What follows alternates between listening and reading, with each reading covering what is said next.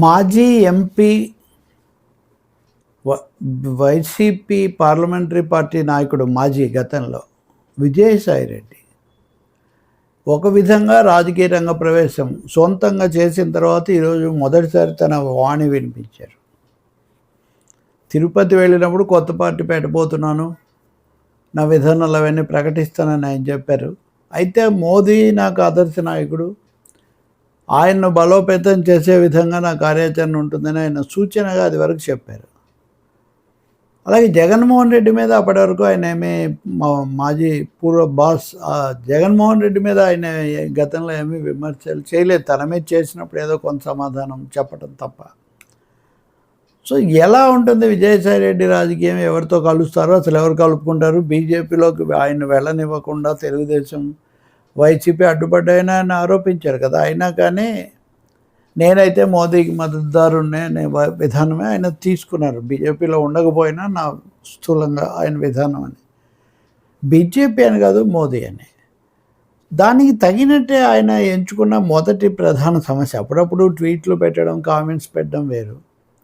చంద్రబాబు మీద కొన్ని విమర్శలు కూడా అప్పుడప్పుడు చేశారు. రెండు విషయాల్లో చంద్రబాబు, జగన్, తెలుగుదేశం, వైసీపీ కూడా అదే విధంగా ఉన్నాయని కూడా ఆయన ఆరోపించున్నారు. కానీ ఇప్పుడు రాజమండ్రిలో నూకరాజు అయిన కుటుంబం గోదావరిలో దూకి చనిపోవటం, సాదిక్ అనే వ్యక్తి వాళ్ళని వేధించటం, వాళ్ళ అబ్బాయి చావు కారణం అవటం, ఇలాంటి అనేక కారణాలు ఈ వార్త చాలా విషాదం కలిగించింది. తర్వాత గాలింపులో వాళ్ళ మృతదేహాలు కూడా బయటపడ్డాయి. అది అయిన తర్వాత ఆ కోడలు సౌజన్య అనే ఆమె అంతకుముందు రాసిన లేఖ, సూసైడ్ నోట్ బయటకు వచ్చిందని అది కొంత చలామణిలో ఉంది. విజయసాయిరెడ్డి గతంలో కూడా దాన్ని ప్రస్తావించారు. ఆమె తన లేఖలో సాదిక్ గురించి అంత స్పష్టంగా రాసినప్పటికీ కూడా ఎందుకు ఆ విషయం లేవనెత్తడానికి జగన్మోహన్ రెడ్డి కానీ చంద్రబాబు నాయుడు కానీ సిద్ధపడడం లేదు అని ఆయన ప్రశ్నిస్తూ వచ్చారు. తిరుపతి నుంచి వచ్చాక ఆయన ఈరోజు రాజమండ్రి వెళ్ళారు. రాజమండ్రి వెళ్ళి ఆ కుటుంబాన్ని పరామర్శించి తర్వాత మీడియాతో మాట్లాడారు. ఖచ్చితంగా ఇక్కడ ఆ కుటుంబము వేధించిన, లేకపోతే ఈ హింసాకాండకు, ఈ ఘటనకు అబైట్మెంట్, సూసైడ్ అంటారు చూడు, ఆత్మహత్యకు ప్రేరేపించిన పాత్రలో కంటే సాదిక్ లవ్ జిహాద్ చేశాడు. సాదిక్తో పాటు ఇంకో 9 మంది ఉన్నారు. వీళ్ళందరూ కలిసి లవ్ జిహాద్కు పాల్పడ్డారు, వాళ్ళని వేధించారు. ఈమెనే కాదు, ఇంకా 2 కుటుంబాలను కూడా వేధిస్తున్నారు. వీటి మీద కఠినంగా ఉండట్లేదు. ఇది విజయసాయిరెడ్డి ఆరోపణ. లవ్ జిహాద్, ఇది మనకు తెలుసు ఇది ఎక్కడి నుంచి వచ్చిందో, ఈ స్లోగన్ ఎక్కడి నుంచి వచ్చిందో. ఇది హిందుత్వ రాజకీయాల్లో లవ్ జిహాద్ ఏముంది, ఇంకా చాలా వాటర్ జిహాద్ అన్నారు, లేకపోతే సినిమా జిహాద్ అన్నారు, స్పోర్ట్స్ జిహాద్ అన్నారు, మీడియా జిహాద్ అన్నారు. ఏది పడితే దానికి జిహాద్ తగిలించడం. ఇక్కడ ఒక ఘోరమైన ఘటన జరిగింది. ఒక ఇళ్ళలు, ఒక కోడలు వేధింపులకు గురైంది, ఆమె ప్రాణాలు తీసుకుంది. దాని మీద దర్యాప్తు జరపాలి. పోలీసులు ఎట్టకేలక సాదిక్ అనే అతన్ని నిన్న కాన్పూర్లోనో, లక్నో, మీరట్లో పట్టుకున్నారు. ఆ ఎస్పీ బిందు మాధవ్ ఈరోజు మీడియాతో మాట్లాడారు. ఇలా పట్టుబట్టి తీసుకొచ్చాము, మేము విచారించాలి, ఇవన్నీ కూడా తేలుస్తామని. పోలీసులు మీడియా వాళ్ళు పోలీసులను అడిగారు, ఏంటి ఇలాంటి ఆరోపణలు వస్తున్నాయి కదంటే, ఆరోపణలు చాలా ఉన్నాయి కదా, వీటన్నిటిని మేము నిజాలు తేల్చాలి, ఆరోపణలు ఎవరైనా చేయొచ్చు అన్నది. అంటే బిందు మాధవ్ చెప్పిన దాంట్లో ఈ జిహాద్ అనేది కానీ దానికి ప్రాధాన్యత అంటే అటువైపు లేదు. అది నిర్ధారణ కావాలి. రెండోది, సాదిక్ చాలా దుర్మార్గంగా చేశారు, అమానుషానికి పాల్పడ్డాడు, హింసించాడు, ఇదంతా నిజం అయిండొచ్చు. అతనికి ఒక మతం కూడా ఉండొచ్చు. అంత మాత్రాన నేరపూరితంగా వ్యవహరించడమా, లేకపోతే ఇదేదో ఒక ముఠాగా చేశారని చెప్పడమా? ఇక్కడ అది విజయసాయిరెడ్డి జిహాద్, లవ్ జిహాద్ అనే దాని మీద అంతటితో ఆగట్లేదు ఆయన. ఇలాంటి వాడికి యూపీలో లాగా కఠిన శిక్షలు వేయాలి. యూపీని ఆదర్శంగా తీసుకొస్తున్నారంటే కేవలం మోదీనే కాదు, యోగి ఆదిత్యనాథ్ ప్రభుత్వాన్ని యూపీలో లాగా మత మార్పిడి నిరోధక చట్టం మన రాష్ట్రంలో ఎందుకు చేయట్లేదని ప్రశ్నిస్తున్నారు. కాబట్టి టీజరే పవర్ఫుల్ అన్నట్టుగా విజయసాయిరెడ్డి తన రాజకీయ ఆలోచన ధోరణి ఎలా ఉండబోతూ ఉంది, ఏ అంశాల మీద తను కేంద్రీకరించుతానని ఆయన చెప్పగానే చెప్తున్నారు ఇక్కడ.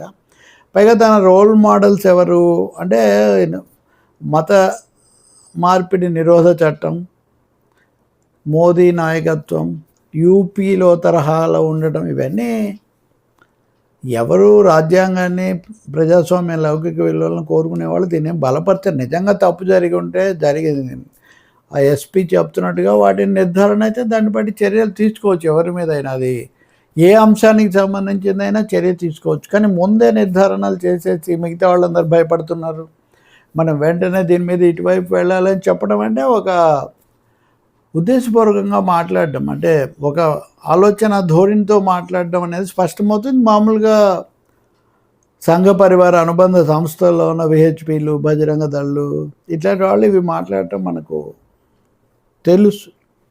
మరి భవిష్యత్తులో ఇదే ఉంటుందా?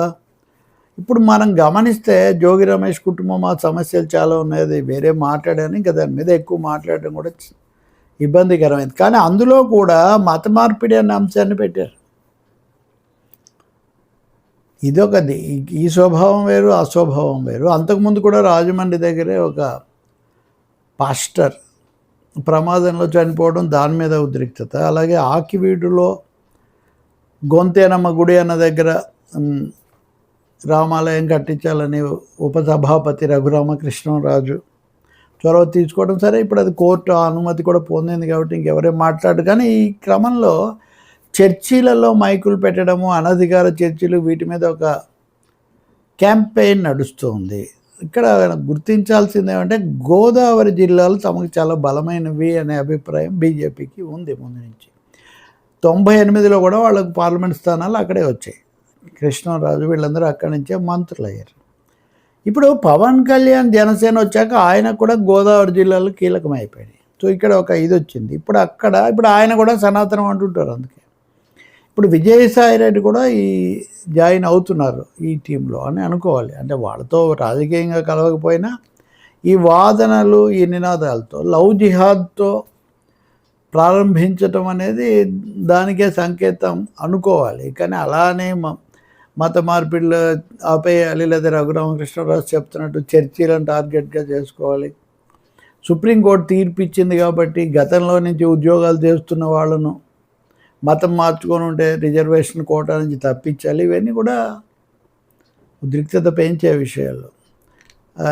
ఎస్పీ ఇంకో విషయం కూడా చెప్పారు, ఈయన రాజమండ్రి వాస్తవ్యుడే సాదిక్, ఇంకా ఏమేమి ఉంటాయో తెలియాలి. నిజంగా తప్పులు రుజువైతే పోలీసులే కోర్టుకు సమర్పిస్తే కోర్టు ఏం చెప్తే అది జరుగుతుంది కదా. ముందు నుంచి మత కోణం తీసుకోవడం, వేరే మతాలకు చెందిన వాళ్ళు, ఒకటే మతంలో వాళ్ళు ఎన్ని జరగట్లేదు ఇటువంటివన్నీ. సో వ్యక్తిగత నేరం అన్నదాన్ని ఒక సామూహిక మతపరమైన ఘర్షణలాగా చూడటం అవసరమా? దానివల్ల కలిగే ఫలితాలు ఎలా ఉంటాయనేది ప్రశ్న. ఇది కాకుండా జగన్మోహన్ రెడ్డిని గురించి కూడా, జగన్మోహన్ రెడ్డి అసమర్థ ప్రతిపక్ష నేత అని కూడా ఈరోజు విజయసాయి రెడ్డి చెప్పేశారు. ఇంకా ఆయన ఏమి ఈ విషయంలో శషభిషలు ఏమి పెట్టుకోదలుచుకోలేదని స్పష్టమైపోతుంది. ప్రతిపక్ష హోదా ఉన్నా ఉండకపోయినా సభలో ఏకైక ప్రతిపక్షం కాబట్టి చేయాలి, వాళ్ళు కూడా చేయలేకపోతున్నారు అని. ఇప్పుడు చంద్రబాబు నాయుడు, జగన్మోహన్ రెడ్డి కూడా లవ్ జిహాద్ అంశం మీద ఫోకస్ పెట్టట్లేదన్నది విజయసాయి రెడ్డి కంప్లైంట్ లాగా ఉంది. చూద్దాం పోలీసులు ఏమంటారు, పార్టీలు ఏమంటారు. కానీ ఏపీ యూపీ లాగా అవ్వాలని మటుకు నేనైతే కోరుకోను వ్యక్తిగతంగా. ఖచ్చితంగా దక్షిణ భారతదేశంలో ఉండే ఉదారవాద లౌకిక ప్రజాస్వామ్యం, మా హేతువాదం ఇట్లాంటివి ఉండాలని నేను కోరుకుంటా. భక్తి విశ్వాసాలు ఎవరు కాదంటారండి, అవి ఎవరి భక్తి విశ్వాసాలు వాళ్ళు చేసుకోవచ్చు.